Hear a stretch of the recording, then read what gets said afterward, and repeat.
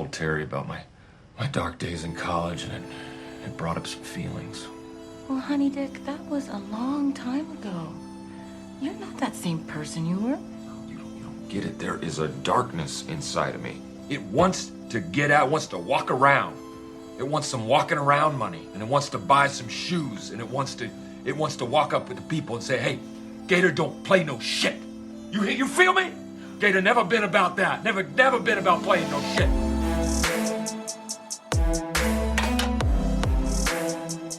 All right, everybody, welcome back to another week of Muskies on Tap. Not Gus on the mic again, right off the jump. Anybody who's hoping to hear him this week, unfortunately, this guy is just slammed with guiding these past few weeks. Double headers going into the night. So, unfortunately, Max and I are not willing to stay up and wait for him at like 11 p.m. to record. He will be on for the foreseeable future. He will be back. We've got Canada coming up. He's obviously going to be there with us. We'll be filming a show up there, live show, and then a preview pod next week where we will be talking about our trip, spots we plan to hit, and kind of debriefing or getting into our plans for the trip as much as we can. So that's the gist of it. Where in the world is Gus? You'll find out next week. But Max, you are back on here tonight. How are you doing? I'm doing all right, Brian. Yeah, what are we doing here? Definitely missing the main man himself, Did but we fire him? I don't know. I think we held it down okay last week. Got some positive feedback on the Reed Timmer exploits. Now getting tagged with him on Facebook all over the place. I think we did all right. Maybe a little reprieve from the ins and outs of musky fishing, but luckily for you guys, we do have a great guest on tonight to chat some Lake of the Woods. Been seeing a lot of people heading up that way, doing their kind of yearly annual musky trips to Lake of the Woods. So we're gonna get a guy on here that's actually been fishing quite a bit up there this year. Bought a place up there. He's kind of a semi local now. So it'll be none other than Jeremy Barber. You've heard him on here a couple times.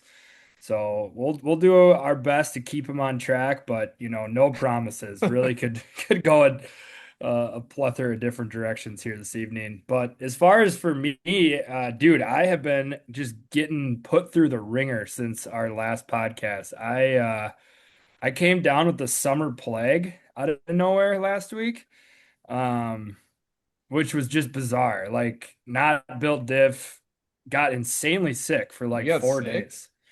Yeah, That's so crazy. thank God it happened on literally the one, weekend for the entire summer I had nothing going Yeah, on. that's a blessing. Just could not have been better timing to get this illness. And then uh I was kind of coming out of the illness on Sunday. Yesterday night I went and played hockey and tweaked my back. So Oh, dude. I'm just going through it right now. I'm down bad as the kids say. So Yeah. it actually reminded me of like trying to recover now from this quick little back injury from hockey. Yeah, I was chuckling to myself today. I was thinking of the time, was it last year or 2 years ago when you were pulling the big muskie out of the net over draft weekend and you Yeah, threw 2 years ago. you threw your back out and it just completely demolished you for the entire Yeah. weekend. You couldn't play golf. You could barely even drink. You couldn't really do Yeah, I anything. couldn't really do anything. That was Yeah, terrible. Hopefully that does not happen to you. I've been trying to do like kind of stretches and like spine alignment things at home, just to nice. make sure that we got every disc intact Yeah. before hopefully we lay into a bunch of big fish. That'd be ideal. So what are you gonna do to make sure this isn't a problem? I'm taking care of myself. We're back on the routine this week. We're feeling better. I think the back issue will take care of itself, I would say, before even this Okay. weekend. Just So take care of I'm itself. I'm not too worried about it. I All got I right. got some plans in place to get that thing sorted out. But what about you, man? What's been up since the last time we chatted? A pretty eventful weekend. Had old Gustafer down in my neck of the woods. He came down. He had a couple days off of guiding, even though I just told you guys that he was slammed with guiding. He has been during the week, but he did have a Saturday, Sunday off. Came down to Appleton to join us and some other friends for the Mile of Music festivities. And old boy let loose a little bit. He had his fun Yes, sir, away yeah. from the guiding life, and we all had a good time. He stayed with me one night. It's kind of funny. I had he stayed with me Friday night. I had that golf tournament scramble on Saturday morning. Oh, yeah, how'd it go? Pretty good, but hold on. So I get up, go wake him up. He's like just opening his eyes, and I'm like, we got to leave in like 5 minutes. So he just kind of jumps up, throws the jeans on. He might have slept in him. I don't know. And then he needed to get back to where his bag was at our other buddy's place. But I'm like, I need to lock this place up and I need to leave. So you're coming with me. So I brought him to the golf course in his jeans and t-shirt, all hung over. And he's sat in the parking lot and waited for the Uber. So. Oh my Um, God. yeah, good little hungover scene with Why didn't he him. just Uber from your place to wherever he needed to go? Well, there's no other way to like lock my place unless, everybody gets out of it. Like I have the key. Yeah, but So why didn't he just wait in your parking I don't lot? know. I don't know if we our hungover selves thought the best move was for him to just get in the car and come with me. So Drive 25 minutes outside of town and then Uber back into town? well, to where he was going, it wasn't really out of the way. I don't know. Yeah, Dude, that's your what we were guys' laughing about. planning just never ceases to amaze me No, sometimes. It is no. quite incredible. So yeah, so give me the rundown. You played in your what was that your first tournament you've played in Yeah, a while? well, as a member, so it was a scramble, two-man scramble. There was probably 20 teams or so. I don't know, roughly around there. And went out with Big John, as we talked about last pod, John Big. We played pretty good. I thought we had a bogey in there, which I felt like was a dagger, which killed us. We missed a couple like 10-foot putts, which I thought killed us, and I was kind of hanging my head. And then we got inside after the round and realized there's only like another group or two to come in, and we were sitting in the lead. So Jeez. we clung to life and got her done, and got a little bit of cash as a reward, which will be fueling some of my Canadian expenditures here, some of my Hell gear yeah. prep over the course of the next week. So a timely win. I needed the money. We got the money, and now we can go get some gear. Love to hear that. So the rest of the weekend sounded like it was a good time. I mean, I yeah, threw the idea of doing a pod recording on Sunday night out the window when I saw Gus was still out at the bars on Sunday and Oh yeah, Sunday would yeah. not have worked for Gus and or me. And then he was still lingering like Monday till like noon, and then he finally took off. So he made sure he got the most out of his time down here. I'll just say that. Well, he's focusing on the right things, I guess, just leaving all the hard work for you and I. I don't know. Yeah, I don't know. We're gonna have to sit him down and have a talk. Yeah. Well, man, we are I mean, when this drops Thursday, we'll officially be pretty much 1 week out from starting packing and getting ready for Canada. It's Yeah, been a little hard to focus on the other things going on right now. I'm getting a little too amped up for the trip. I it's think, getting there. Yeah. yeah, I almost I, wish that I was like, maybe not this excited right now because it feels like there's just a little too many days in between me being this pumped yeah, and when we leave still. it'll come quick. I mean, summer's been flying by, but yeah, you're right. It feels like we're already there, but we still have, a week and change left before we actually pack and leave. But I'm the same way. I've been looking at, I mean, we both were texting this week. We both bought some new kicks to wear on the boat, make sure our feet don't get tired. And um, I got some shopping to do. I've been trying to fit into my work day, but I'll get there eventually this week. Um, and make sure I got everything I'll need. I don't like packing. I mean, you know me, I pack like an hour before I leave whenever I come up north. So I probably shouldn't do that this time around, but I'll be a little bit more structured, that's for sure. Yeah, I think you're gonna have to do a little bit more than an hour worth of Especially packing if I'm for bringing food and all that stuff.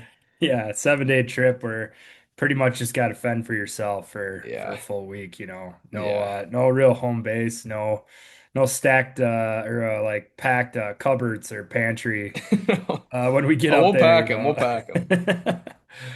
Yeah, we But also shout out to everyone who reached out last week when we were talking about some packing tips and getting across the border and stuff. Everyone was super helpful. They got a lot of good little nuggets on how to get across the border in one piece and what we can and can't bring in and yeah. all that stuff. Sounds like Yeah. Sounds like they've been cracking down a little bit harder this year. Retribution from some of the tariffs we've been putting on them, Yeah, and maybe something to do with USA beating them in the probably Olympics and that. hockey. It's hard to say exactly what it is, but yeah, it sounds like they've been not as pleasant, but It who was good. It knows? was good to see that info you sent over from some of the people that reached out, and we'll bring Jeremy on here in just a couple minutes to loop us in and maybe have some self-serving questions to figure out how we can get across the board without getting ourselves in trouble. There's a lot of weird rules that go into that, like the raw meat rule. I don't know what it is. It's got to have a label or not a label. I don't know. So we'll dive into that maybe a little bit with Jeremy, but we'll have to figure that out on our own end. But before we get into the interview here, Jeremy just joined up as How do you turn it up? as a disguised name. This interview is brought to you by Thorn Brothers. Make sure to go check them out. We will be this week loading up on our Canadian gear. And if you're looking to fill yourself with some musky knowledge, make sure to check out Next Gen Muskies. Use the code MOT10 for 10% off. So we got him here now. Clear picture. Jeremy, how are you doing tonight? Good, good. How are you? I was having some issues connecting my internet, but now it seems to work. I'm not very computer savvy, so So is this the pseudonym that you typically use when you get onto your work meetings under the name of Carlos Spicy Wiener, or is that just something you yeah, just decided for fun tonight? it's my shout out to Blue Harvest from Family Guy. That's my Yeah. yeah, I didn't Echo know if One, like you're Carlos doing Spicy. some cam work or something under just a different, identity.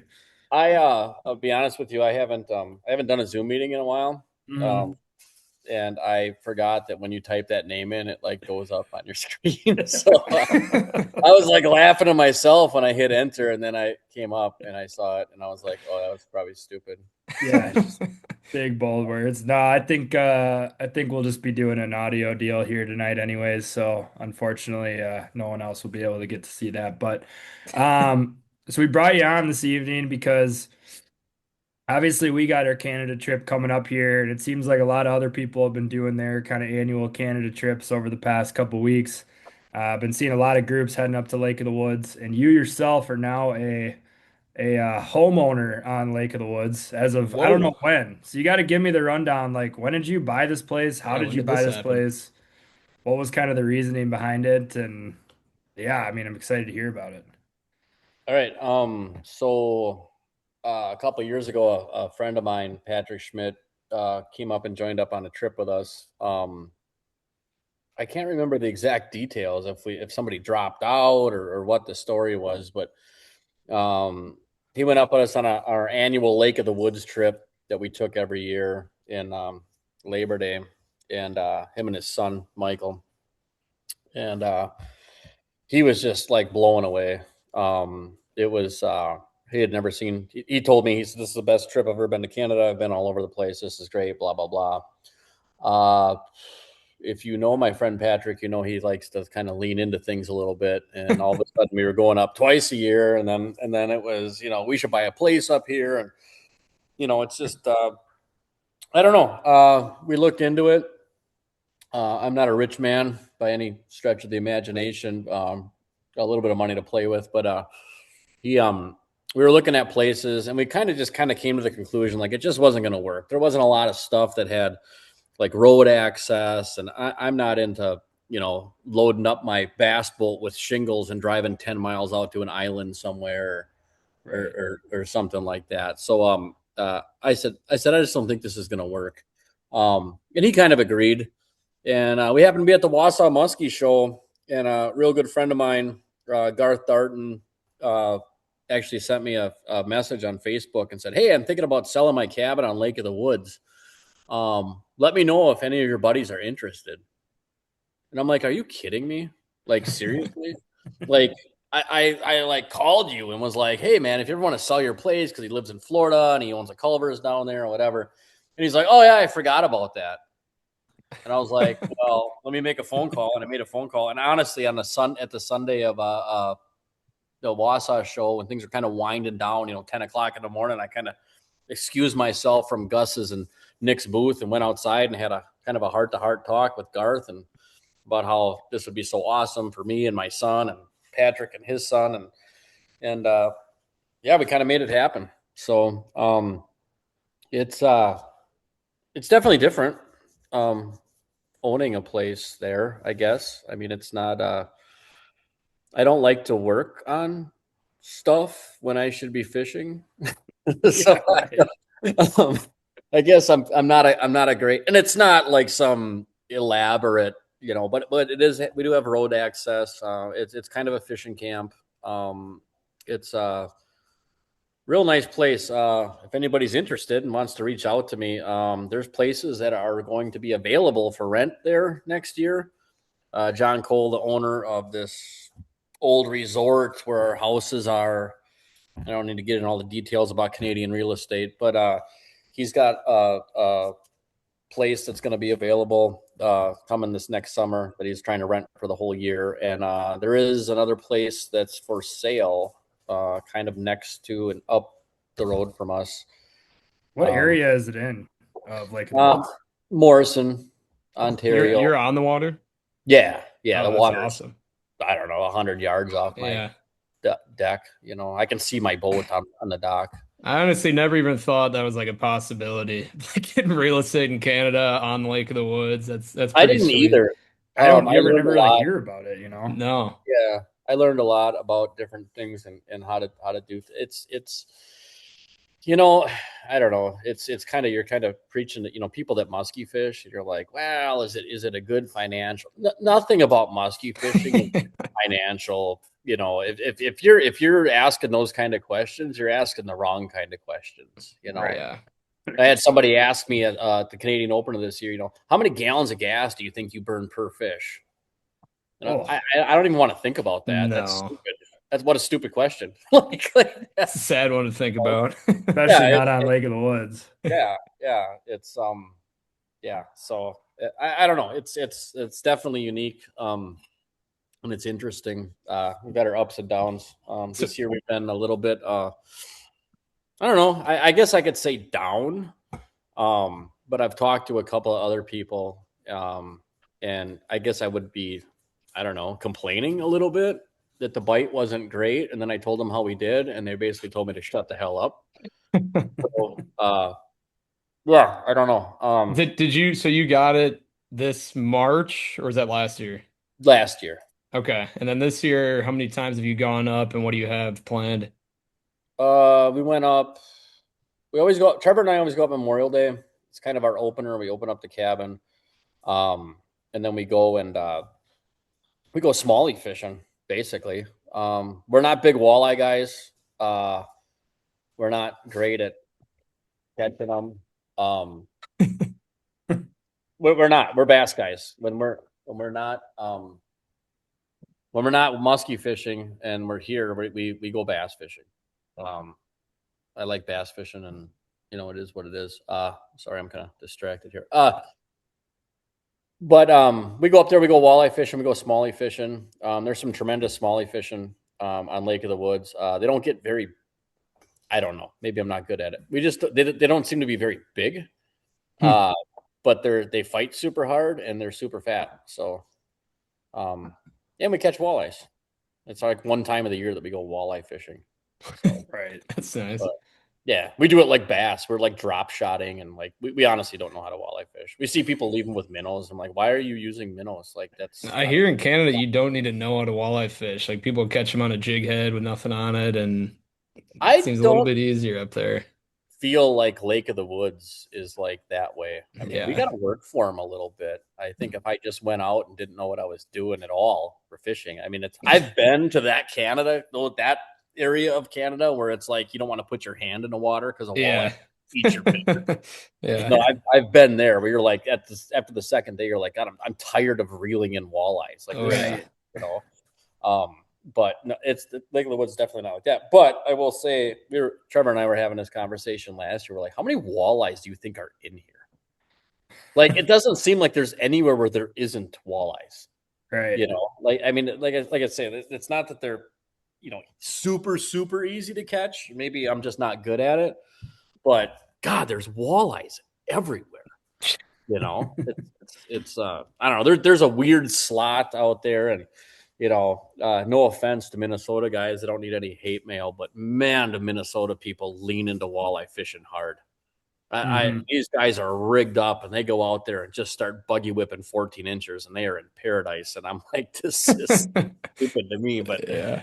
to each their own, I guess, man. Yeah. They probably look at us musky guys with like they got, we got 3 heads too at times. I was just talking to a guy when I was up there last time, and these 3 guys, and I think they're from like Bemidji area. We got this big Lund, and I saw them a pretty long ways away from where I'm at. Now, of course, I think it's stupid to drive a long ways to catch walleyes, but I'll drive 30 miles to, have a follow-up on a muskie, So I basically was like, hey, how'd you guys do yesterday? And he's, oh, yeah. He's like, we caught like 1 bass, and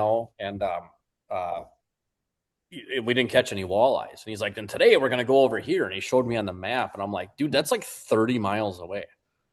Why would you drive that far? Yeah, it's insane. But maybe that's just part of their process. Maybe that's what they do to, kind of enjoy the lake, Yeah. It's each their own, I guess. So, when did you go up? You went up then midsummer? A couple weeks ago, right?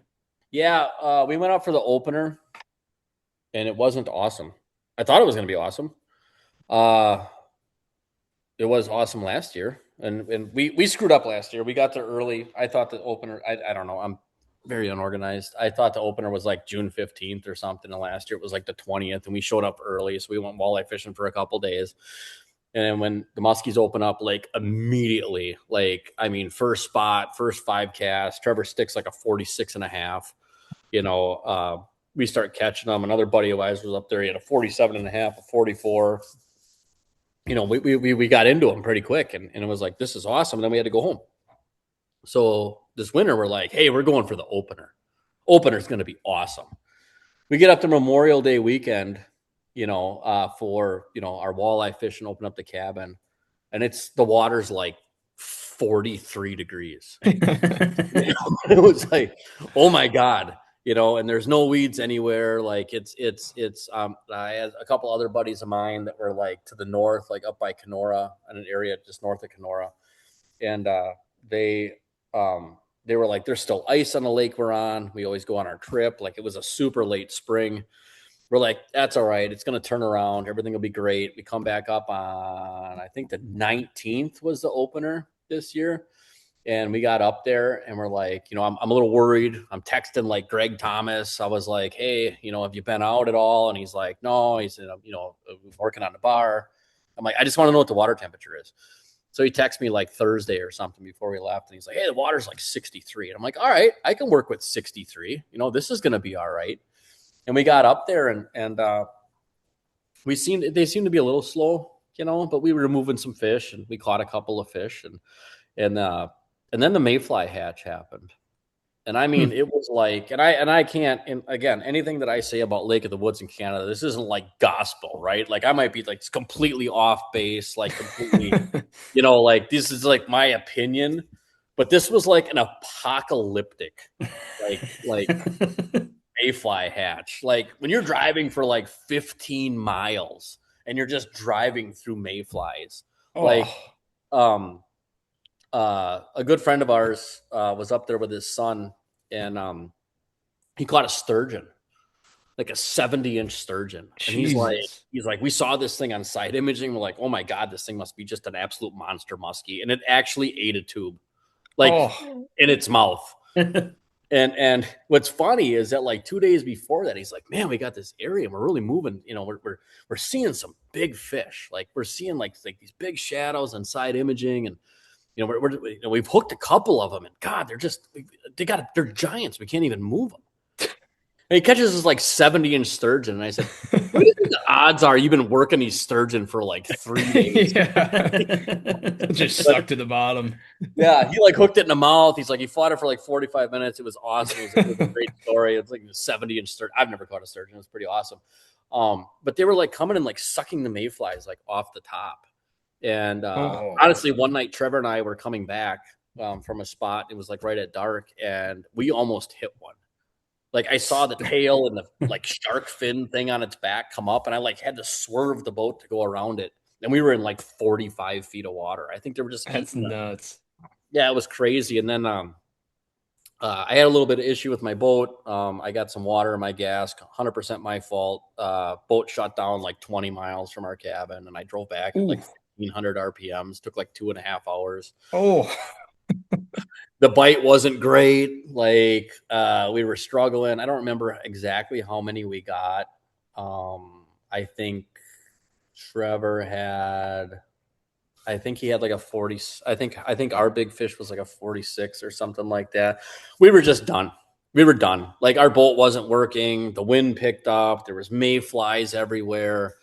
We were just like, you know what? We're just it's a bad storm. Yeah, we were just we're like everything that's going to happen bad is just happening bad, and we just left, and we said, we're going to regroup. We're going to come back in July.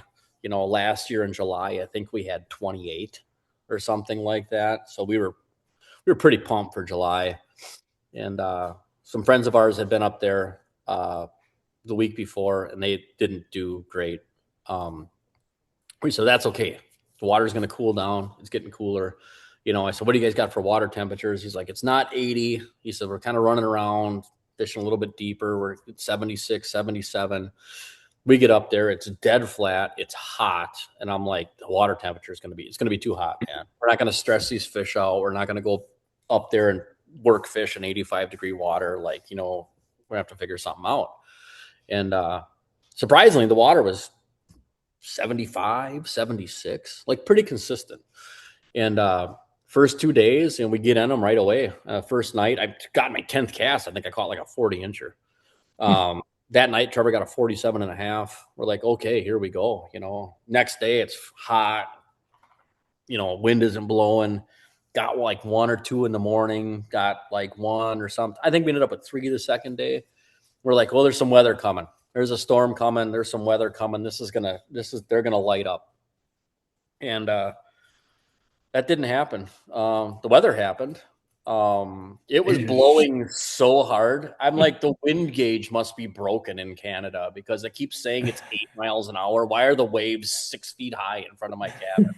Like just whipping across the lake. Oh my God, they were just brutal. And it was like a southwest wind for like 4 or 5 days straight. Jeez. And you wouldn't think on a lake that's like 1 million acres that has 65,000 miles of shoreline and has like 13,000 islands that you would be like fighting for spots. But when the wind's blowing like 100 miles an hour and the waves are 100 feet high, maybe exaggerated a little bit, like people tend to just like gravitate. Like these guys must have just been like looking at maps and being like, I bet you it's not windy here.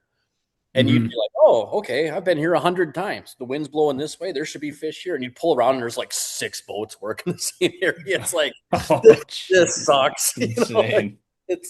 But in their defense, they're on vacation. They're trying to do the same thing we are. And there was just nowhere to fish. The wind was just, it wasn't like, oh, I'm tough and I have a big boat and I can fish in the wind. It wasn't like fishable. Yeah, it wasn't. Yeah. There wasn't fish there. There wasn't bait there. It was the bait was getting just blowing out of there. It was just. We ended. Well, one thing though we noticed is that the weed growth is really. I don't know what the word is, but it seems to me that the weeds are like behind, and I just don't think they're going to catch up for the year. The water was really, really clear. I think for Lake of the Woods, it didn't seem like there was any sort of bloom going on anywhere. Like I say, the weeds were kind of segregated. There's bait everywhere. And, I told, me and Trevor were talking about it. And he's like, there's just bait out in the middle of these bays and areas and channels. It's just, and there's nothing with it. There's no fish like babysitting them. There's no, not that, it wasn't all the time, but it's like, and we were kind of joking. I'm like, oh yeah, the bait is all, because the muskies are so scattered. The bait's out here. They're holding hands. They're, having a little rainbow song, swimming around because nothing's eating them, and it's just bait everywhere.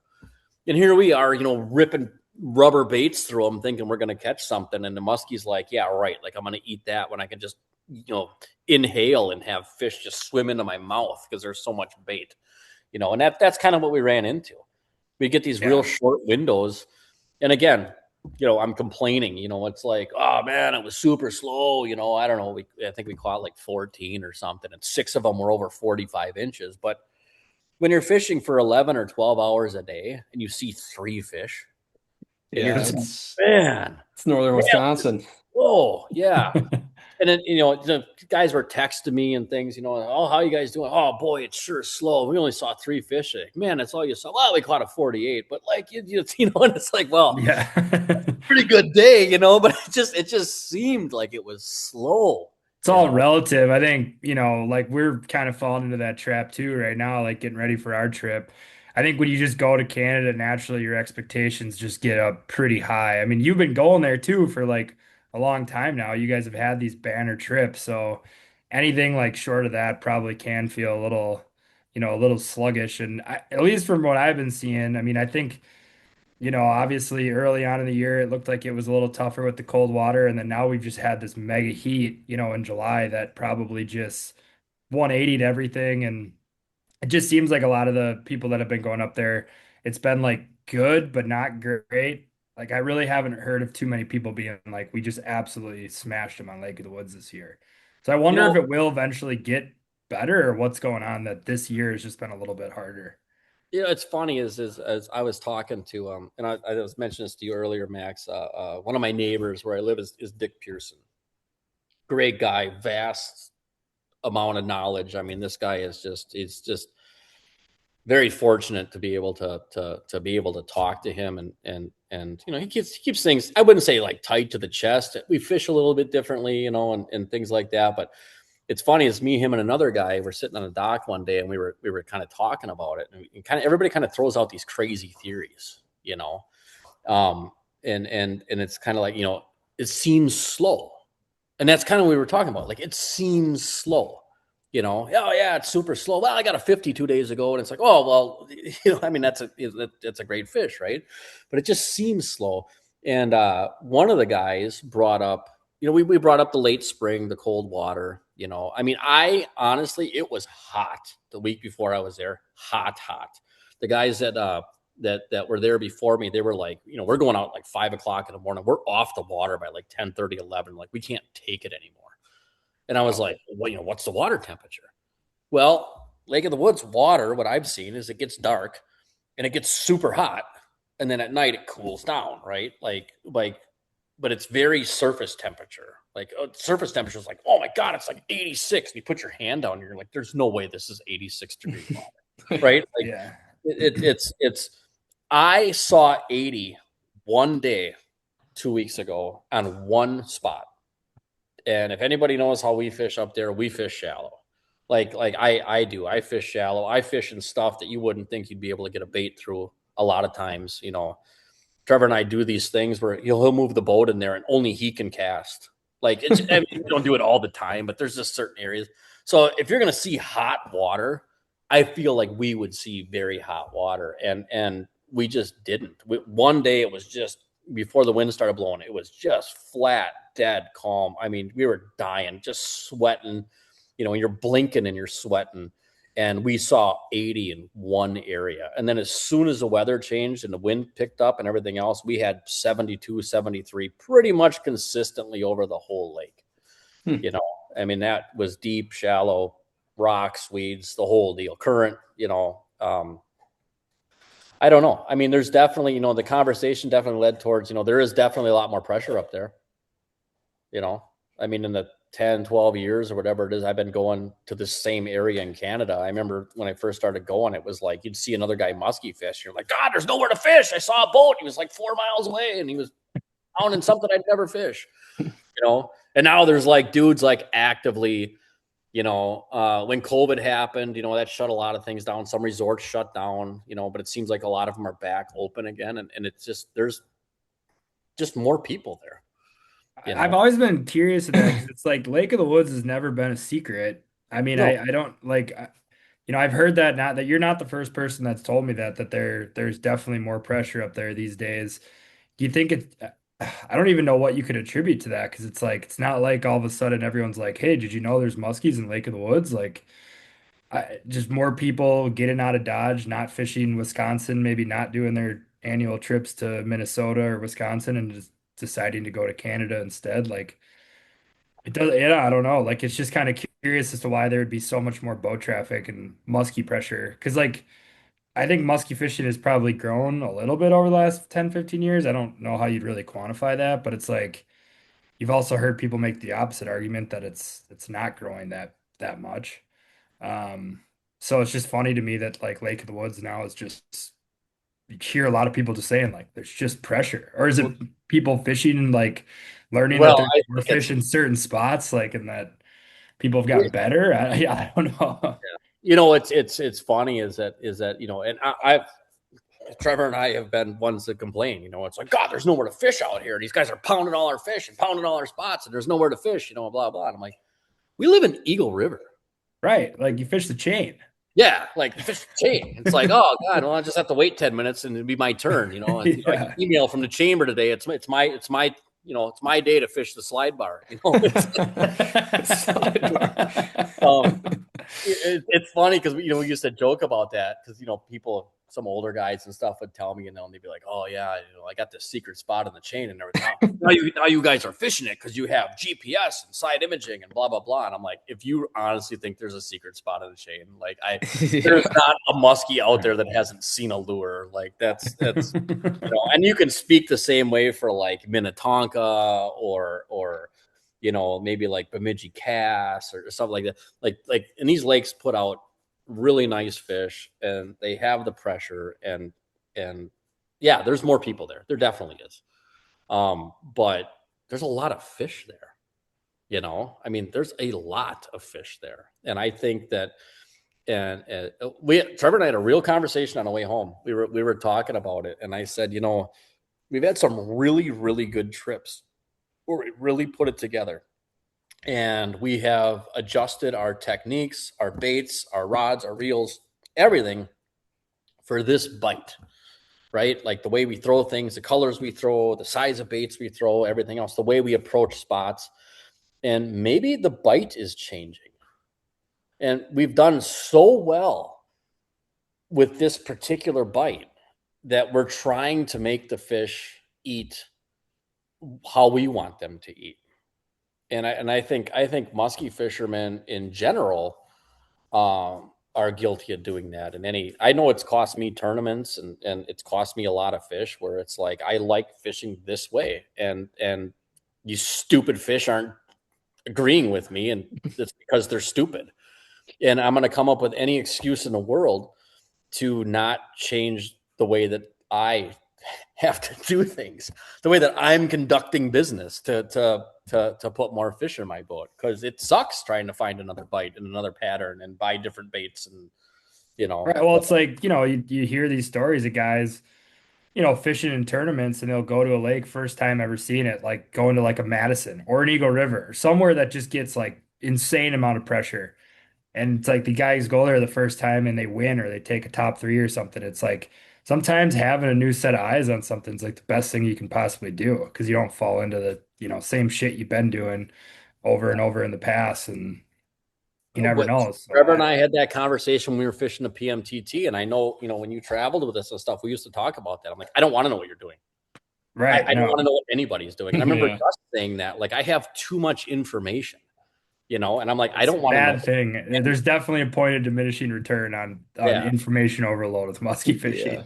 People have brought that up, when it was us and Clayton and Nick and you guys and stuff. And it's like, oh, it must be nice. You guys are all in the same cabin sharing information. I'm like, we don't even talk about musky fishing.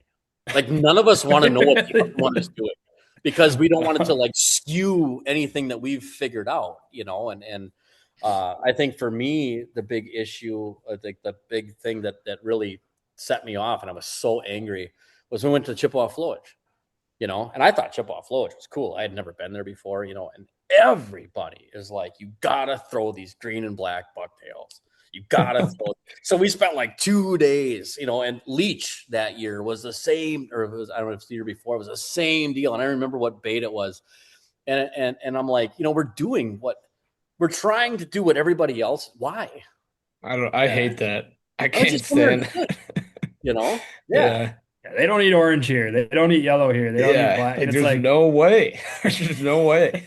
I remember going to Cave Run for the first time, which was probably like in 2011 or 12. Just telling a story the other day, and I had every old guy in Eagle River that had been to Cave Run telling me, boy, you guys are going to struggle down there. Boy, you're going to struggle. They don't eat bulldogs down there. They don't eat rubber. Come over to the house. I'll give you something, So, and they were just trying to be nice, right? These older guys that had been down there years ago in the past, and they were great fishermen. And they give me a Plano box full of these stupid, because back then, like, there wasn't like musky rattle baits. So there was like cotton cordels and like husky jerks and like all these little baits. And I'm like, I don't even own anything to throw this stuff. So we get down there, and this is back when Crash's Landing was like Crash's Landing, right? It was like an old gas station, and there was like, they didn't have a bunch for musky baits, and they had some small Crash's Landing, awesome bait shop now. I love going in there. It's awesome. But back then it was what it was, and it was hard to try to put gear together. And finally we're like, screw this. Let's throw bulldogs. Muskie's a muskie, right? Took a top 10 the first time we were down there, and we doubled. And one definitely was on a bulldog, and I think we caught 1 or 2 pre-fishing. And the guy's like, I don't even know why I saw you throwing a bulldog. They don't eat that down here. And I was like, cool. Just keep doing that. Like, now everybody throws rubber down there. Not that we were like innovative, like just other guys were doing it too, and it's got to mix it up. Yeah. I heard the same thing about Canada when I first started going. We didn't even bring rubber. Like they were, nope, you can't throw that there. You'll be snagged in the rocks. I remember having this conversation in a cabin. Can you imagine if we brought rubber here? Man, you'd never be able to fish rubber here. You'd be snagged all the time. It's too shallow and blah. These fish don't eat it and this and that. And I wish I would have listened to that, because I'll tell you, by Thursday, the last time I was there, I couldn't pick my arms up. Like, I was dying. I don't know how I was ripping that hard for so long, because that's what, secret's out. We were just throwing rubber. That's all we could get them to go on, Damn. I've learned that just because it's the only thing I can get them to do does not mean that's the only thing the fish are eating. I'm one of those guys. Everybody could be pounding them on top water, and I wouldn't be able to, or if I'm catching them on top water, nobody else is. I always am doing the exact opposite of what everybody else is doing. It just seems to be, so. I'm curious, once we get up there, to kind of see what the pressure feels like even driving in. How many boats do we drive by? Because in our head, I mean, Max, you might be the same way. I view it super remote in Canada. You don't have these towns around these lakes. Like, there's hundreds of thousands of acres of water, and however many miles of shoreline around all the little islands. And so in my head, there's no way. I mean, you could probably drive around most of the lake and never see a boat, is how I think of it. But are people going to like specific well-known stretches? Is that why, like you mentioned earlier, you came around a corner to get protected from the wind and you saw 6 boats? So like, does it fish a lot smaller than it is? Is that why you guys are kind of feeling a pressure, just because you're fishing the same spots? I'm cherry picking spots. Like I know, and I've had people come up to me and be like, "Oh man, we watched you guys drive right past and we caught one there. I can't believe you don't fish that." And I was like, "Well, there's a million other spots." Yeah, there, it's got right? a billion others. Yeah, like we fish fast. We run and gun. Last year, just as a general experiment, I keep one of those like Rapala fish counter clicker things in my boat. I'm a numbers guy. I do everything's by the numbers. Like, I'm like, how many fish did we see? Like, how many opportunities do we have? Like this, whatever. And for some reason it works out for me. Well, one day I counted spots, and we fished for 11 hours. I think this was in August. And by the end of the day, I think it was at 48 or 49. Jesus. We never fished the same spot twice. And I did the math, and I was like, that's like a 15-minute average. Right. Like, yeah. That's insane. Right. Yeah. And now, mind you, we had some fish going, and you just, you kind of get into it. And Trevor and I sometimes will like get deep into a conversation. We don't even realize we fished like 4 spots, or sometimes we just don't talk at all. And we're just like completely focused on this whole like running and gunning thing. We fish really fast. I've had a lot of people comment on that. Like, God, you guys went in there, you made like 5 casts and covered like 300 yards of water. And I'm like, yeah, but I think they were like the 5 good casts, you know, and they're like, well, I saw somebody come in there 10 minutes later and catch one. I'm like, well, okay.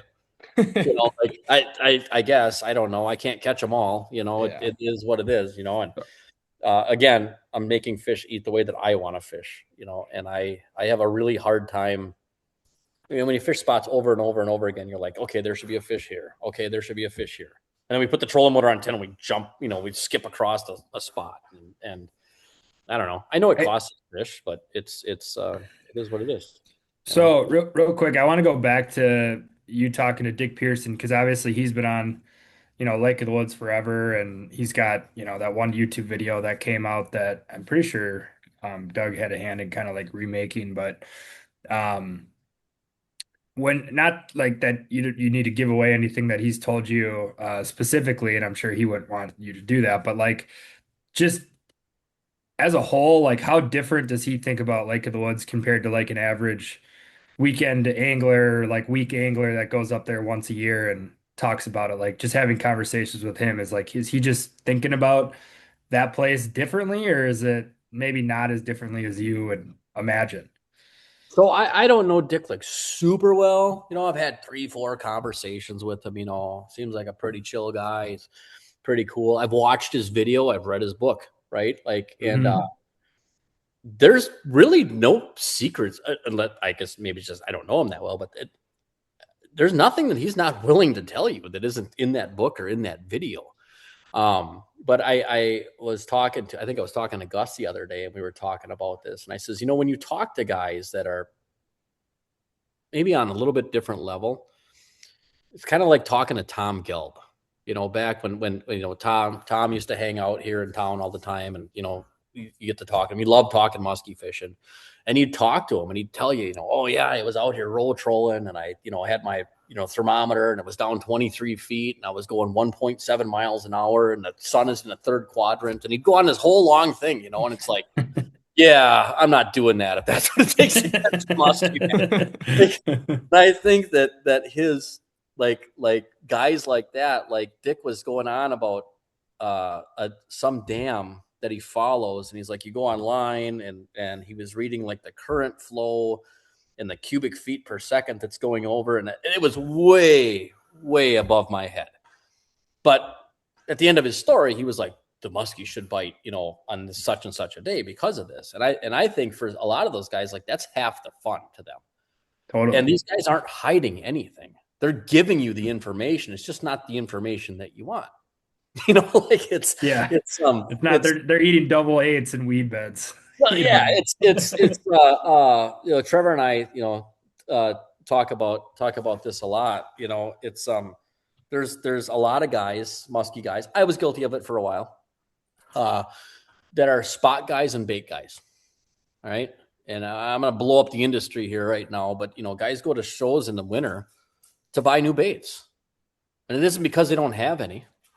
You know, it's guys ask you where you're fishing. A big fish gets posted on social media. What's the very first question? Where were you?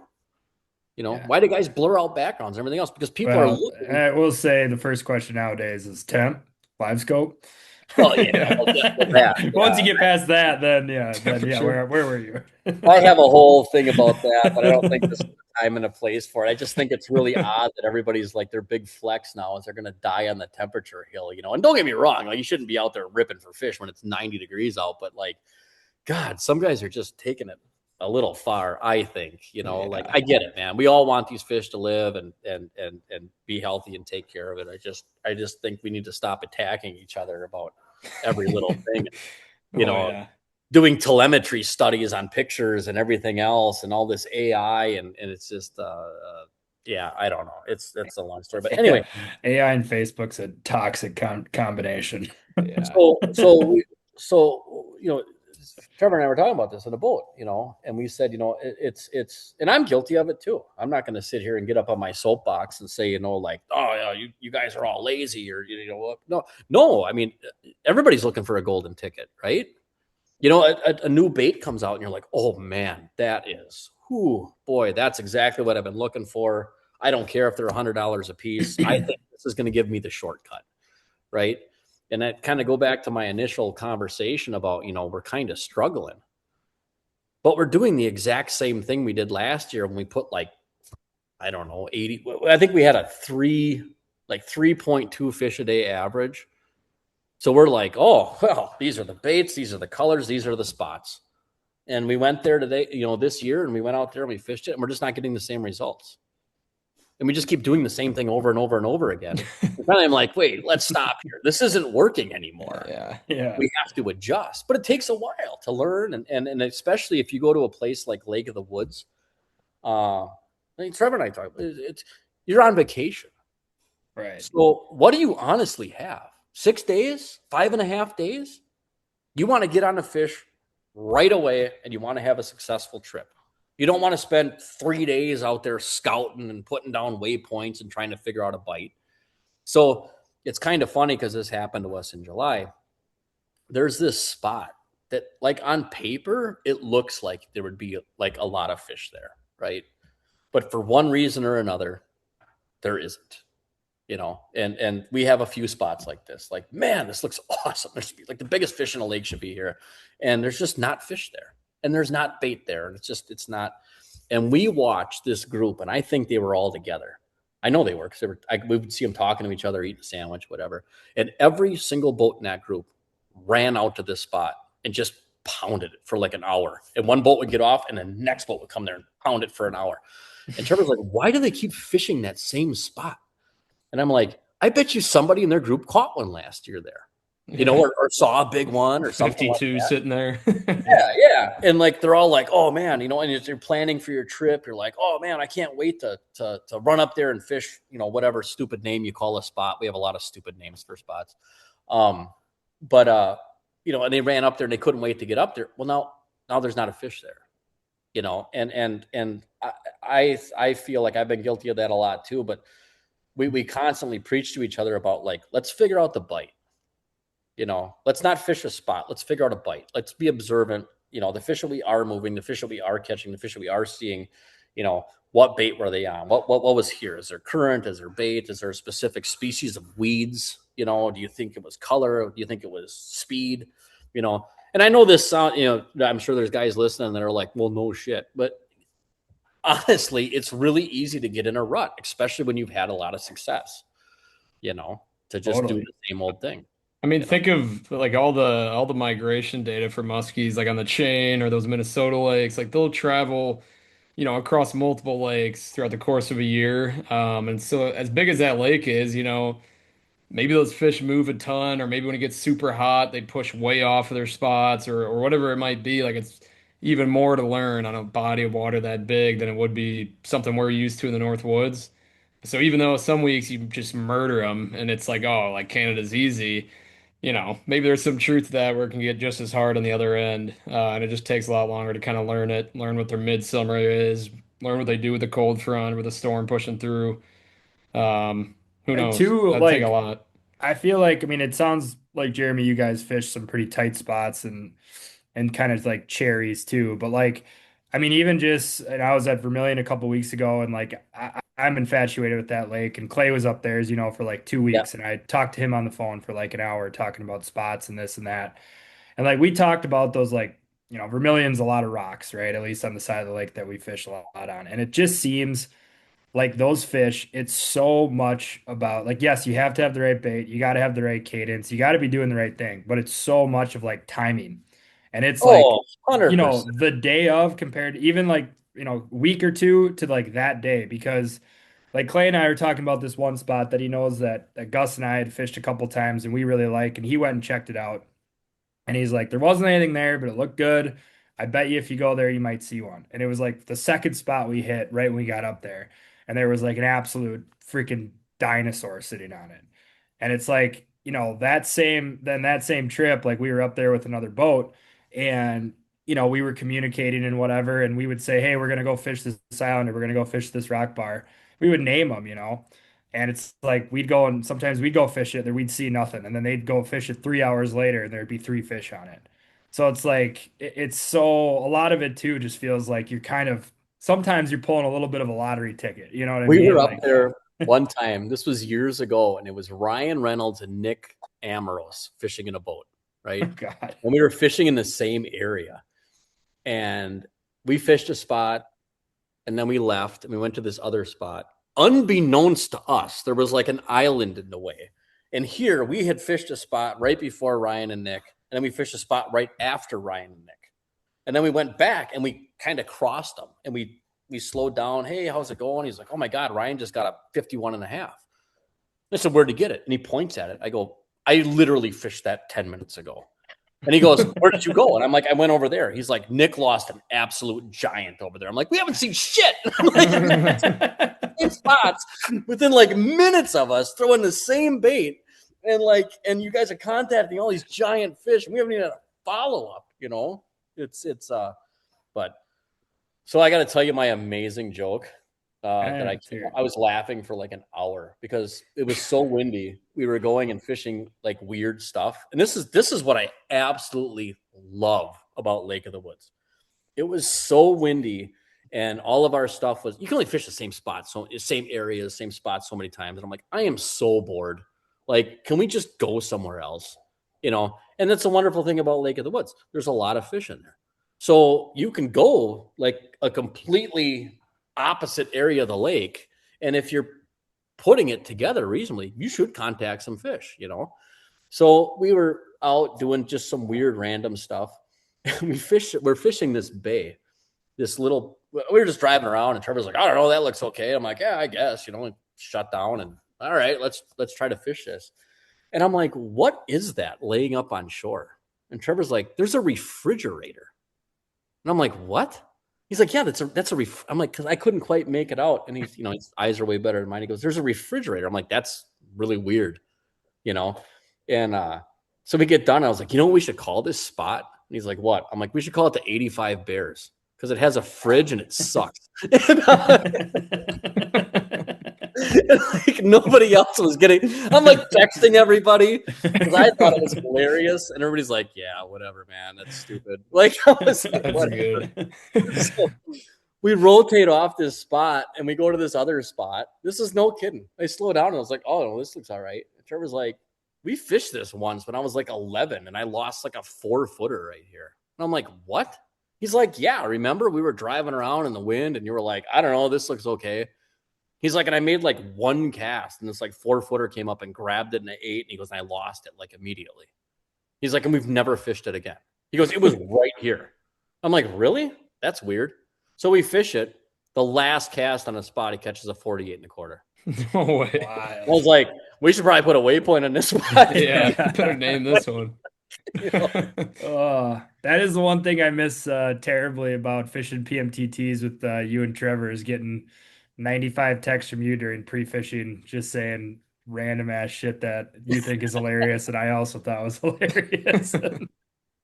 Hey guys, don't these two sand humps look like a pair of boobs? LOL. We have a spot. We're trying to fucking lock in here, Jeremy.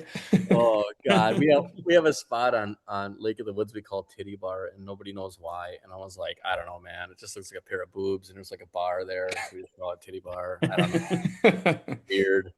And then we have just random spots. But it's funny is that so Trevor's doing this bass stuff, right? And he's doing some high school bass stuff. And there was a kid from town here from Eagle River that's actually shout out Harmon Marine. I know him and Gus trade guide trips back and forth because he's just 100% bass guy. Actually is fishing the elite cut now, qualified for that through the opens and stuff like that. Anyway, his younger brother is 2 years younger than Trevor and started fishing high school this year. So we were fishing kind of the high school Northland Pines bass circuit with him. And I was texting him, him and I would text and we'd see each other pre-fishing and stuff like this. And it's funny is that the championship, which was on Big Arbor Vita, 4 weeks ago, We had nothing going on. Absolutely nothing. I honestly thought we were going to put up a 0. We could not figure that lake out. He was out there. He was struggling. We were texting each other. He's like, man, I've been on here twice. We have like 1 14-incher. I was like, well, that's like one more than we have. This would be great. And I'm just going off like PMTT. Like, this lake sucks. And like, they should, like, I can't believe we didn't even have to fish out here. What a waste of time. I'll just take $50 out of my pocket, just throw it at a goddamn lake because I'm just burning gas. Like, what's going on? Trevor wins. Ends up winning. Oh, wait. Put something together like that morning and just all of a sudden starts catching fish. He ends up winning it, right? So we come in and he's like, did Trevor really win? I'm like, yeah.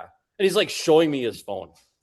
He's like, look at these text messages from you. This lake sucks. I said, Harmon, it's part of my process. This is how I do things. Got a vent. He's got a vent for a couple hours during the day. Then has like 6 whiskeys at night. You start venting some more.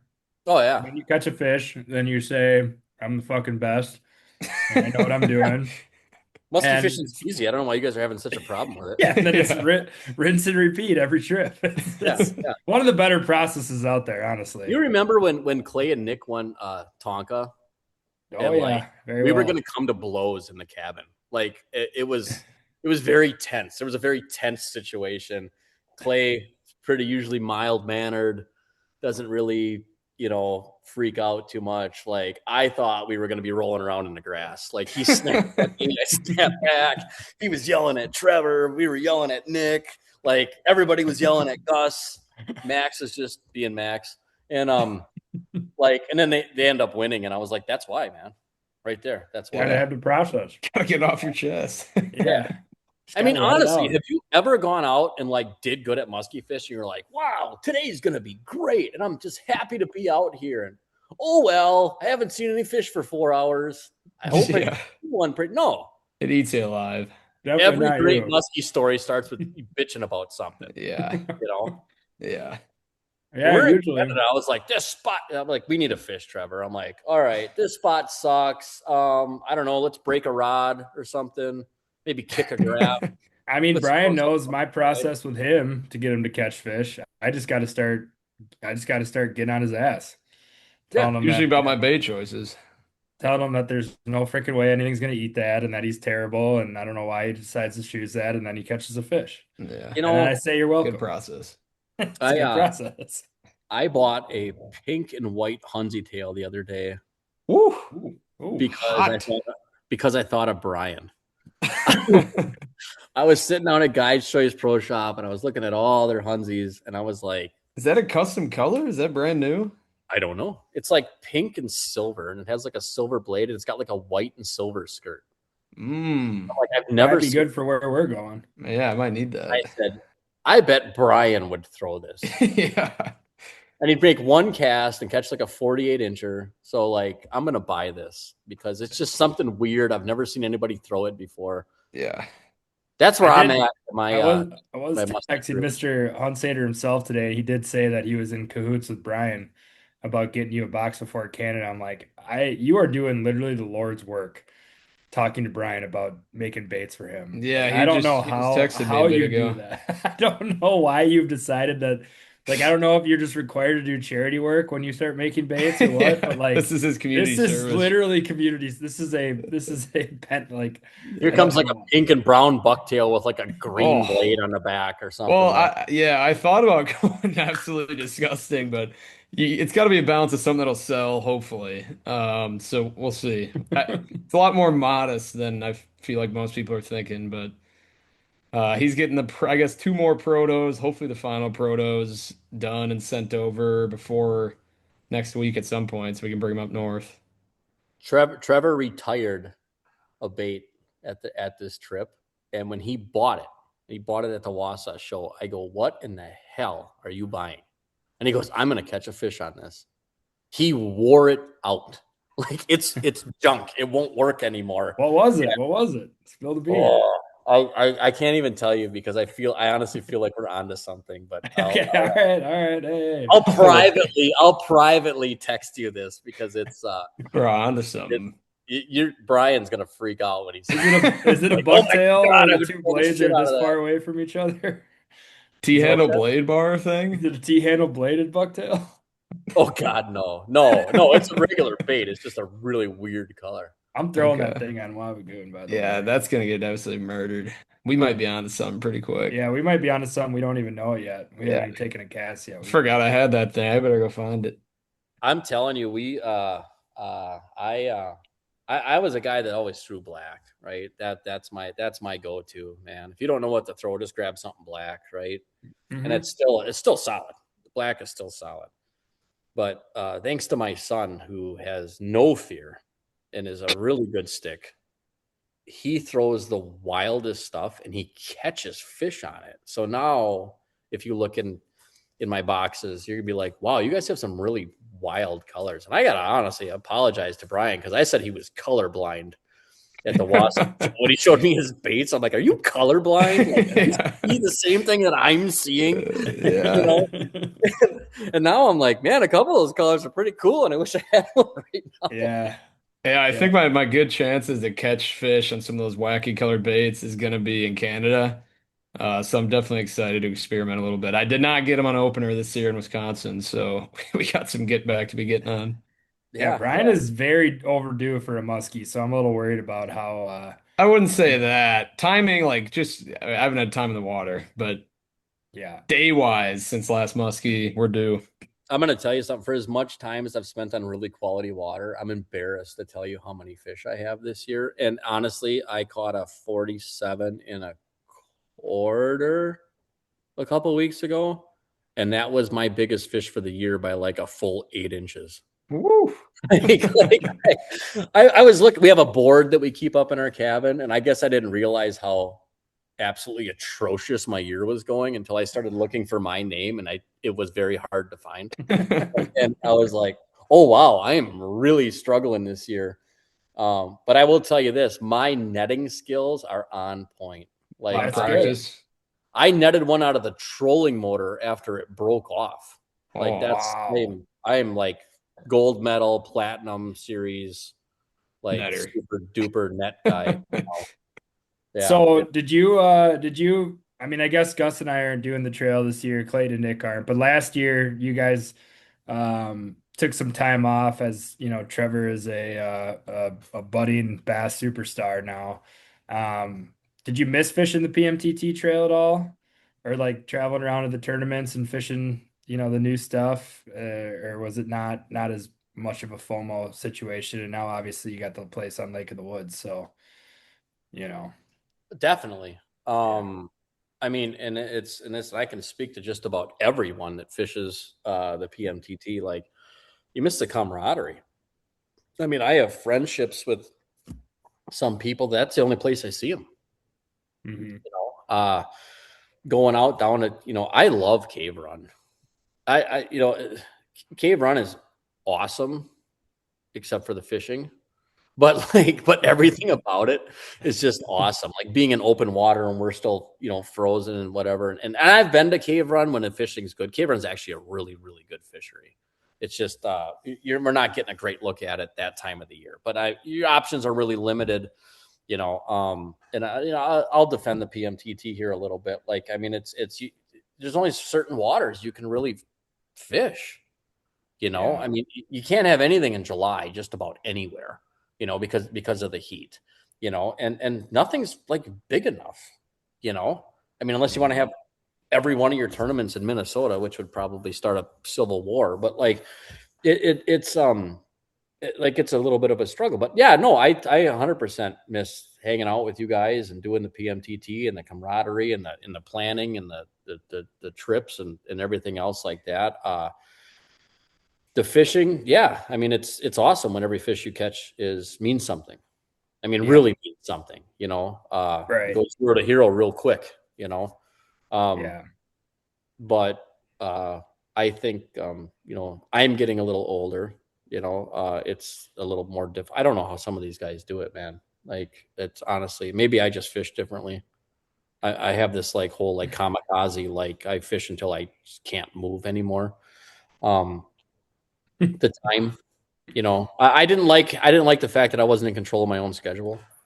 Right. I know they're all kind of about the same time, but when you're kind of being told like when and where you can fish, it doesn't work for me so great right now. And if I'm doing that, I'm not doing something else. Right. Yeah, it's always a trade-off for sure. Yeah. We all only have limited time. Maybe if I win the lottery and I'm retired and I can go do it or whatever, but it's right now it's not. I mean, we came back. That was one benefit coming back on opener early is I got to hang out with everybody at the PMTT.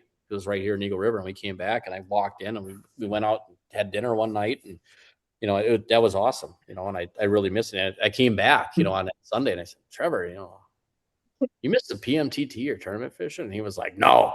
So he's there yet, Yeah, he might grow into it eventually, down the road. But again, he might fall back in love with it. But yeah, no, it's part of me definitely misses it this year. But these Canada trips kind of feel, I mean, they're not tournament-esque, but it does feel like you got to go there, fully equipped. Like you said, you only got so many days to make it happen, and you're trying to get the most out of it. I mean, we've been looking forward to this trip now since March, and it's like, holy shit, it's here. Like, hopefully it works out. You know what I mean? Like, you're just like, when are you guys looking going? at we leave our first day is the 15th, our last day is the 22nd of August. Oh, so you're going up when I'm coming home. I'm coming home on the 15th. Trevor's not going with me. He's got some stuff going on. He wants to hang out with his buddies. His sister's going out to my daughter is leaving for college for Denver University here at the end of the month. I think he wants to hang out with her before she leaves and stuff like that. So for sure. I'm actually not fishing with him in Canada for a week, which is weird because it's been like 5 years since I've fished with anybody else. And what sucks is I'm going to have to run the boat. I got a pretty soft seat, man. Like I don't have to do shit. I could just sit there and cast or not. Every once in a while, I net a couple fish. Like it's who are you fishing with? Justin. Okay. Oh, nice. So what are your, we get back a little bit into the Lake of the Woods talk. I mean, I'm sure you've been a little bit looking at the weather and, just going off of your last trip there. What are you expectation wise? Like, what are you thinking it's going to be like next week when you get up there? I honestly think it's going to be a little better. Just looking forward here. And I checked, I know it changes really quick, but I checked, let me look right now. It looks like it's going to be low to mid 70s. Yeah. Consistency. Yeah. That's kind of what I was hoping it was going to be like when we were there in July. Is that a good temp for like that area of the world? I mean, I know mid 70s. Does that seem like that consistent low to mid 70s a really good kind of pocket for them to kind of go? I feel like it is, but we did talk about this. I feel like it is, but I also have a tendency to fish longer and harder when I'm not, dying because it's 1,000 degrees out. I have a really, really hard time staying motivated when it's like dead calm and 90 degrees. And yeah, I don't care where it's just and that my phone's going off and guys are like, oh, I just moved a giant. And I'm like, yeah, I just want to go back to the cabin. Man. Like I don't want to be out here right now. Like this sucks. This is not, I'm not built for that kind of heat, but I'll also complain when it's too cold. So for me, it's like optimal. Like it looks like, mid to high 50s at night and like low 70s during the day, for Lake of the Woods, for me, wind is always the big factor, which direction is it coming from and how hard is it blowing? Do you have better bites on certain wind directions up there? I don't like a straight west wind. Okay. That sounds insane, but it seems to me when it's coming straight west, a lot of my spots are blowed up and it just doesn't seem like the fish are doing anything when it's coming straight out of the west. Is that a gospel take or just experience? That's like my opinion. I don't know. I'm also like, I don't know. I have theories about the moon, and stuff. You ever hear anybody complain about a full moon? Is that what it's going to be? I have. So you get the full moon, And the weather, just looking at it, like honestly, I was talking to Gus and I was like, man, if we could just copy and paste next week's weather to our week, like I'd take that right now and run because like every day is 71, every day Yeah. is like 7 to 10 mile an hour winds. And like, oh my God, I mean, I don't think you can really beat that full moon, but we're doing the half moon. I'm excited for that. I mean, I don't know. It sounds like you and I might be more aligned on that. I've always kind of struggled on like a full moon, Yeah. so. So here's uh, my theory about a full moon, because I ended up last year was the first year we owned that cabin. Like for real, we already had some trips planned, so we couldn't really maneuver dates, right? And I ended up being there like 3 times during a full moon. And the fish eat. They eat. You get that moonrise, that full moon, it is crazy, man. All of a sudden the phone's just ding, ding, ding, ding. Everybody in camp. Oh, I got a 48, 47. Oh, we just saw it. And I said, here's my problem with the full moon. You're in a lake that has a gajillion muskies in it, and they all eat in the same 15-minute window, and they do not eat before or after. Yeah. So, like, if you want to guarantee that you're going to get an opportunity, by all means, go there during a full moon and fish for 15 minutes and then go back and sit in the cabin and watch TV. Like, you will get an opportunity. But it's like, I want to catch fish at other times during the day, not just at 111 or whatever, like. Yeah. I've had that same issue with those big moon events where it's like you're just waiting the whole day. You're like, all right, man, we got our moonrise coming up. Like, I know we haven't done jack shit the last 5 hours, but like, let's just hang on, man. Just white knuckle it until we can get to that moonrise. And then it's like, sometimes all of a sudden you get through it and you're like, well, fuck, now what do we do? Yeah, now what? We've been waiting all day and now we didn't get a bite, and then so it's like, yeah. Trevor and I last year in this one spot, we call it the mitten. People that we fish with don't even know where it is. Like this is like one of our top secret locations. Like and there hasn't been shit on it this year. We haven't even been fishing it, but right at as the sun was going down, we counted 8 different fish. And I have a bass boat. We had our power poles down. We literally put our power poles down and didn't move. And had 8 different fish going. And we hooked like 4 of them, and we lost one on top water. He lost one on a Medusa. I think I lost one on a pit bull. Like, we had fish going. We had fish hooked. We had fish up. I had a fish up. He had a fish same time. We're figure eighting at the same time. They're like bumping into each other, everything else. We get all done, right? It's dark. All the fish are gone. Bugs come out. You can hear them in the trees. We're like, we got to get the fuck out of here. And we're driving across the lake, and I go to Trevor. I'm like, did we just have like 8 different fish going and not catch a single one? He's like, yeah. I'm like, I feel like I got fucked by a moose. I'm like, I'm all up.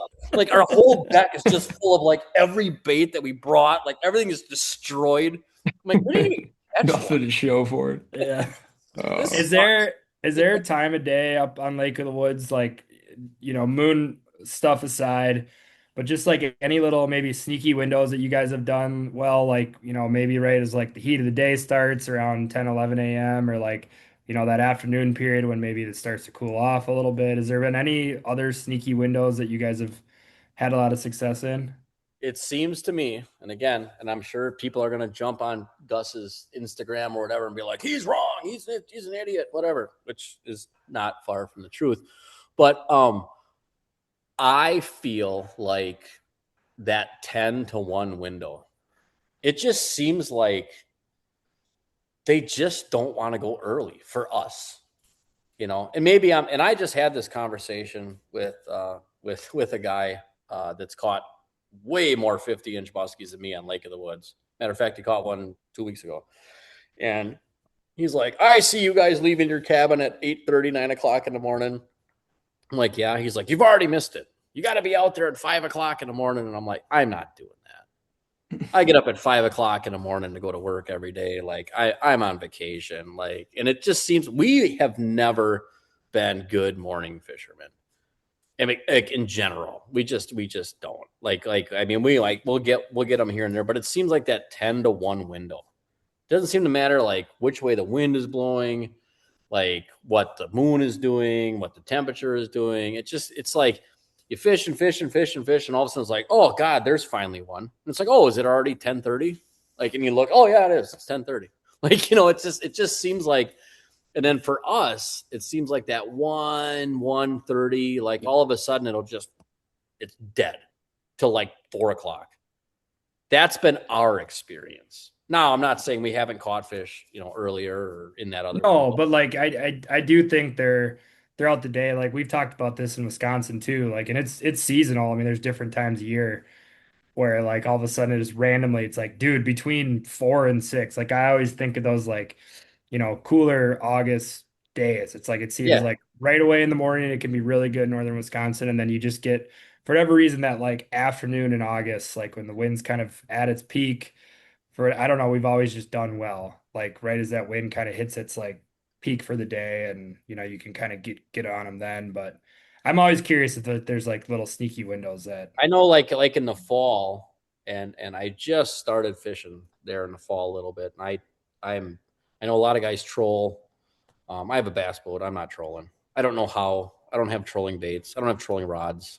I don't even know how they do it, but I know like in northern Wisconsin, when we'd fish in the fall and sucker fish and stuff, I don't go out till like 9 o'clock in the morning. Right. Why am I going to go out there when it's 38 degrees out? Like them fish, Yeah.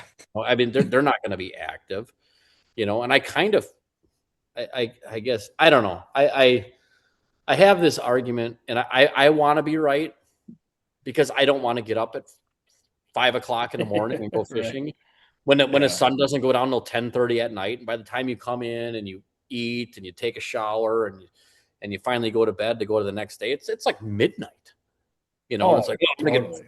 get, I just and I was just talking to Peter Blickerts, and he was just up on the Goon and Eagle and all that, him and Donar. And he's like, oh, yeah, we get up at 5 o'clock in the morning and we pound till 11 and then we switch lakes and then we pound all day and then we go back to the other lake. And I was like, I'm not doing that. No, man. Like, no. When I say I fish 11 hours, that means I got out there at about 9:30 and we fished till like 10:30 at night. Like, that's like, Did it sound like those guys had a good trip? I know they didn't do very well on the Goon. It's good to He got hear. Bites on the upswing. Yeah, it can only go up, right? I was actually on a job with him and Chris last week, and I kind of forgot that he was going up there, and it was just a short trip. He went up Wednesday through Saturday, and we were already up there. And I will say that our hardest bite of that week on Lake of the Woods was that like Wednesday through Saturday. Was that when That's the when we weather struggled came the most. and Yeah, that's when the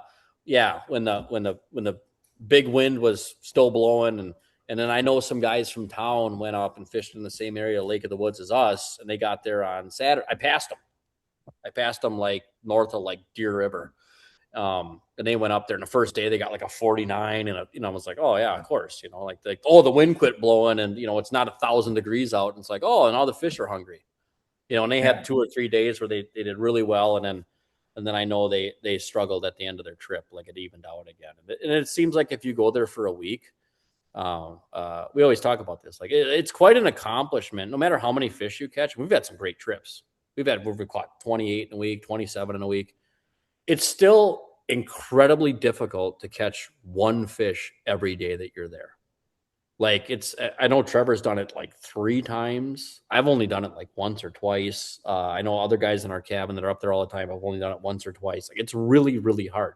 It seems like you always have a day somewhere where it's just things just aren't happening not for going? you. Yeah. I mean, I've had days where we fished all day and we saw 2 fish and we came in and everybody else caught like 4. Like, Right. what the hell are we doing? Get back to your timing thing. It's like, Yeah.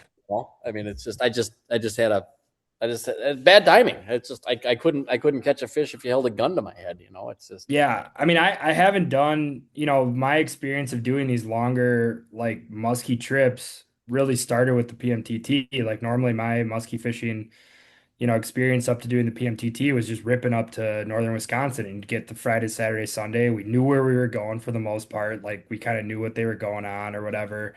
But like all these other trips that we've done on the PMTT, it's always felt like, for at least for me, it's like it's always a slow burn. It's like you get up there, sometimes you get into them right away and then it like kind of peters out, or like you get up there and it's like you don't really know what you're doing, and then it just takes like a day or two to kind of figure it out as you slowly kind of put the pieces together. So I'm trying to like hold expectations to a reasonable limit. I'm sure next week we'll get on the pod and we'll start doing our predictions on how many fish we think we're going to catch. And it's going to be too hard to be like, I don't know. We'll see. But like, I'm trying to, 34. you got to remind yourself, like, it is a musky trip. You're not going up there and, We always set goals for ourselves, So right. like on the way up there, we're like, all right, how many do you think we're gonna get? Like, let's be realistic. Yeah.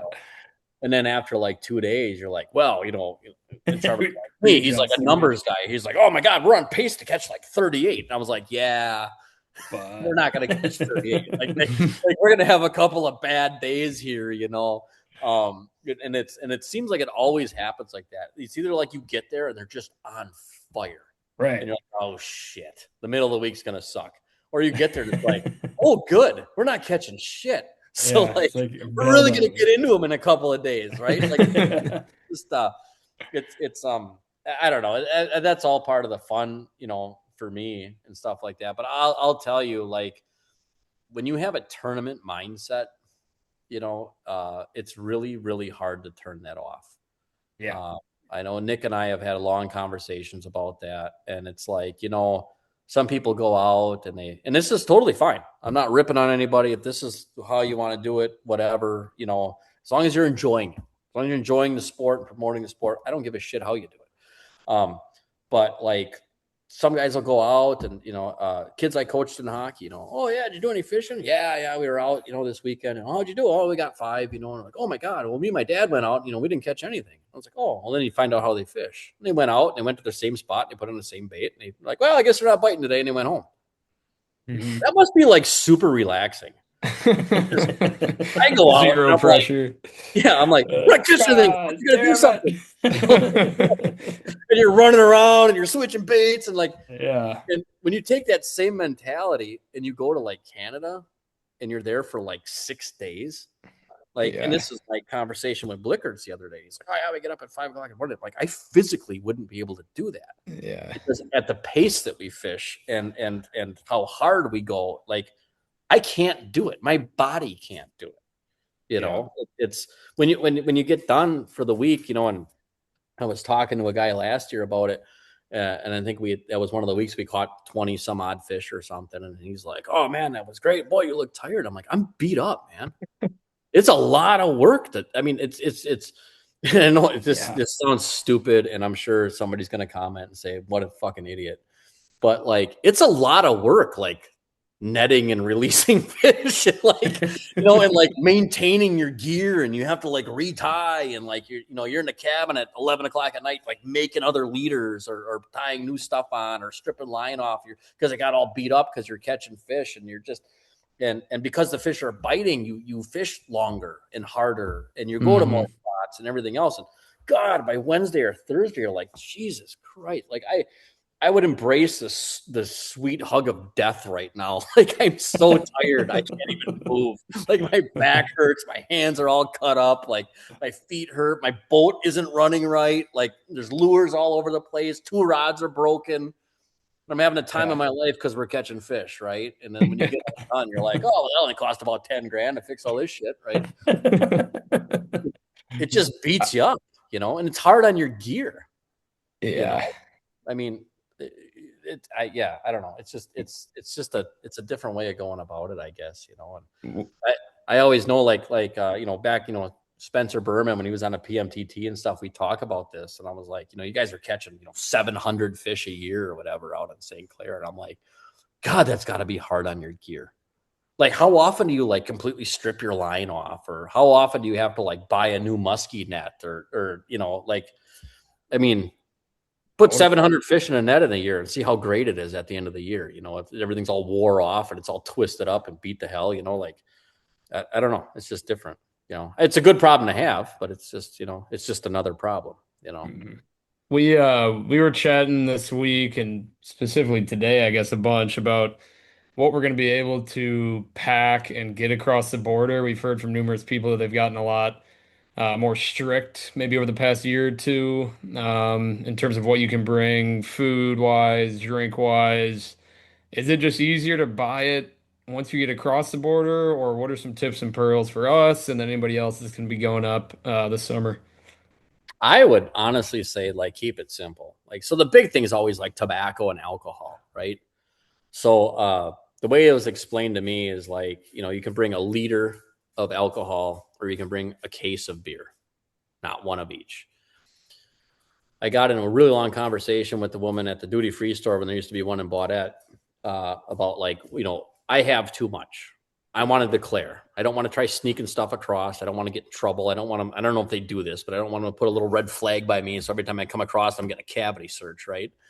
And she said, declare the beer. She's like, for some reason, like the beer, like don't bring like half open cases, don't grab, a 17 pack that used to be a case out of your fridge. Like bring your beer like fresh in a thing where you can't, I've been yelled at for that, where you can't reach it from where you're sitting in the car, and tell them like, hey, I have an extra case of beer. And then they pull you over and you got to pay duty on it, stuff like that, whatever. I was under the understanding that you couldn't bring eggs or chicken. Yeah, we saw some weird stuff about raw meat, like it has to be packaged or labeled a certain way. I think pork is the same way. I've never had an issue with ground beef. Now, mind you, this might be, and I'm sure somebody's going to comment and say, no, you're wrong. You can do this, that, whatever. I don't care. I don't know. I'm not the ambassador of Canada. But we usually bring it. We keep things super simple, man. Like we bring like frozen pizzas. We try to keep the alcohol to mixed drinks. When I was drinking, it's way more efficient to bring 1 liter than to bring a case of beer. Yeah. Get way Beer's more gone drunk by the second day. Yeah, exactly. That's another thing in Canada. No alcohol in your boats. I that was news to me. I know the people that have been, but like you can't have any beer in your cooler in a boat or anything like that. I don't know when they made that rule change, but that's a big no. Try to get your license here, your fishing license. There's an issue with the Ontario card, and it's kind of whatever. It can be an issue up there. I've never personally like bought groceries in Canada. Well, I have, but I mean it's not I'm not real familiar where you guys are going, so I don't know if there's a lot of places, but where we are, there's not a lot of places to buy stuff. Oh, we got a Walmart Supercenter in Dryden. So yeah.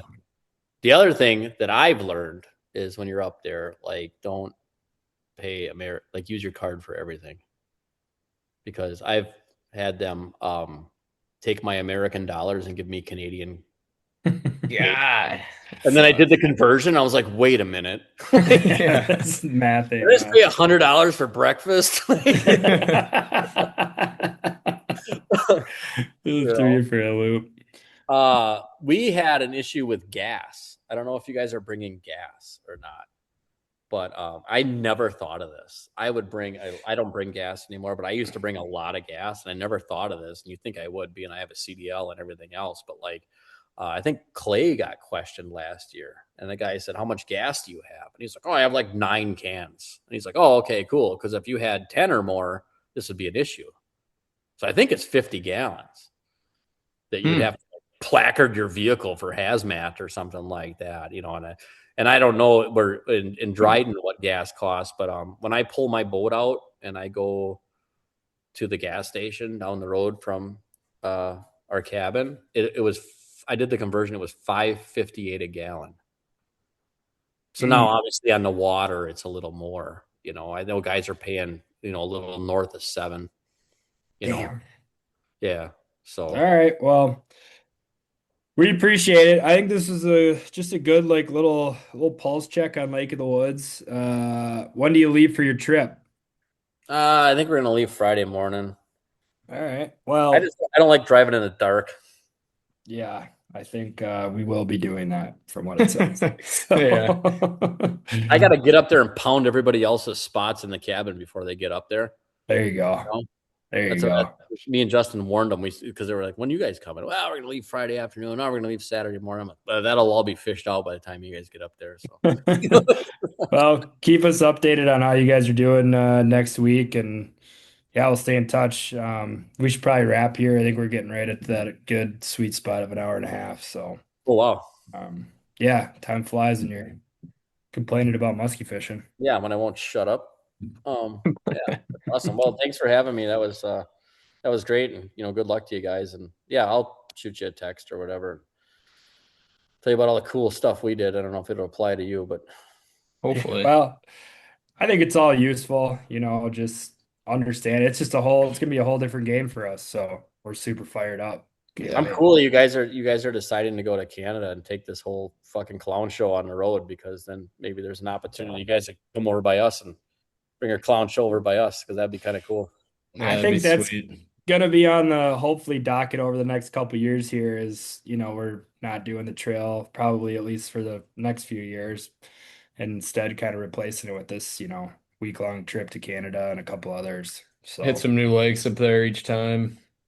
Yeah, Be fun. yeah, it'll be super sweet. I mean, you guys kind of got an open invite, so if you want to kind of set something up to come our way, definitely line it up. This winter. sure. So, right on, man. Well, I got to hang out here for a second, wait for my dad to come stop the recording. But Jeremy, thank you very much for coming on. Or I should say, Carlos, thank you very much for Carlos coming Spicy on. Wiener.